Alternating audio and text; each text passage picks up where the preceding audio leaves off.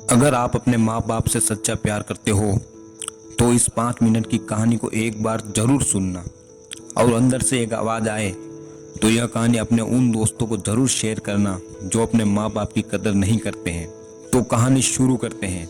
एक लड़के ने अपने पिता से कहा, पापा मुझे नया मोबाइल चाहिए।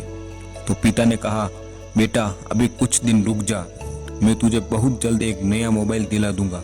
तो बेटे ने कहा, आपके पास मेरे लिए कभी पैसे नहीं होते हैं, मेरे सब दोस्त अच्छे रहते हैं, किसी के पास कोई कमी नहीं है, केवल मेरे पास ही हर चीज की कमी रहती है। बेटे ने कहा, बच्चे पैदा करना तो बेहद आसान है, लेकिन उन्हें पालना बेहद मुश्किल है।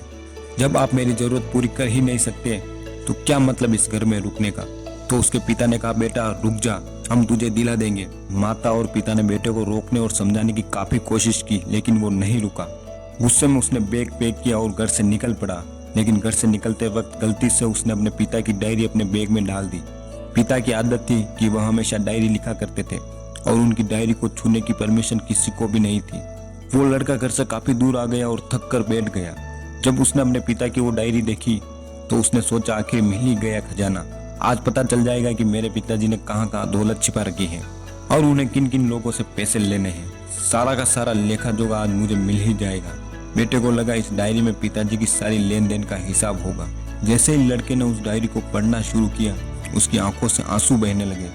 डायरी की शुरुआती पन्नों में बेटे को जो बाइक दिलाई थी उसका हिसाब लिखा था, जिसकी ईएमआई उसके पिताजी अभी तक चुका रहे हैं। दूसरे पन्नों में उसके कॉलेज की फीस और एडमिशन का कर्ज लिखा था कि इन लोगों को इतने पैसे वापस देने हैं। और सबसे आखिरी पन्ने पर लिखा था कि बेटे को अब नया मोबाइल दिलाना है, उसके लिए कौन कौन मुझे उधार दे सकता है।